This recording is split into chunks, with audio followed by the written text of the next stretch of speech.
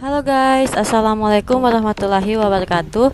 Baiklah, di sini saya akan melanjutkan dari materi teman saya, yaitu hubungan keluarga dan profil DNA. Jadi di sini saya akan membahas 2 poin, yaitu analisis mitokondria DNA dan analisis kromosom Y.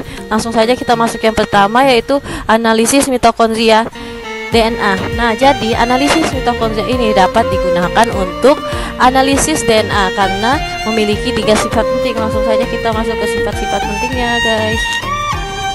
Baik, yang pertama sifatnya yaitu DNA ini mempunyai copy number yang tinggi, sekitar 1000 sampai 10.000 dan berada di dalam sel. DNA mitokondria ini dapat digunakan untuk analisa. Meskipun jumlah sampel yang ditemukan terbatas, mudah terdegradasi dan pada kondisi yang tidak memungkinkan untuk dilakukan analisa terhadap DNA inti. Kedua, DNA mitokondria manusia diturunkan secara material, sehingga setiap individu pada garis keturunan ibu yang sama memiliki tipe DNA mitokondria yang identik atau yang sama.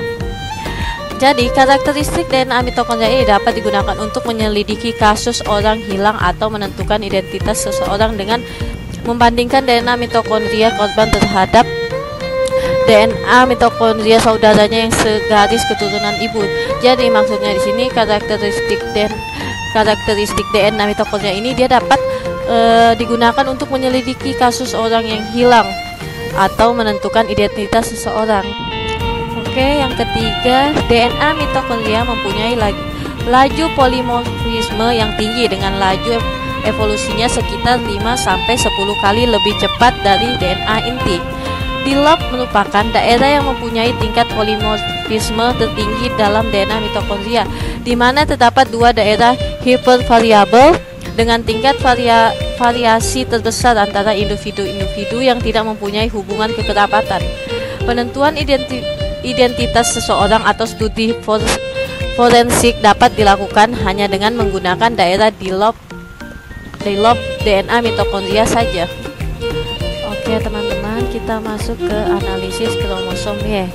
Beberapa ciri dari analisis kromosom ini, yang pertama, setiap spesies punya kandungan DNA atau ADN yang khas, terbungkus dalam satu set kromosom yang khas. Maksudnya dia mempunyai komposisi, yaitu dalam kimia ada ADN dan protein, sedangkan pada atribut fisiknya terlihat pada metafase dari mitosis.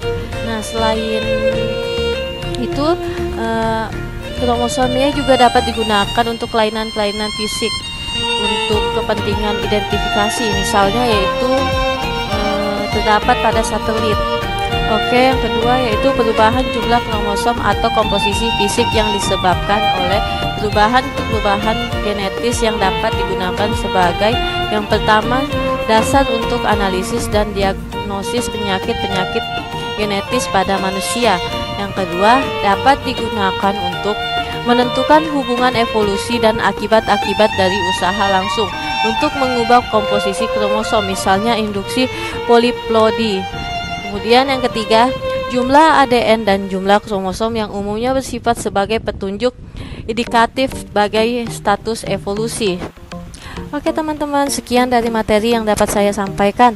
Kurang dan lebihnya mohon dimaafkan. Apabila ada materi yang kurang jelas atau ada pertanyaan, kalian bisa tulis di kolom komentar di bawah.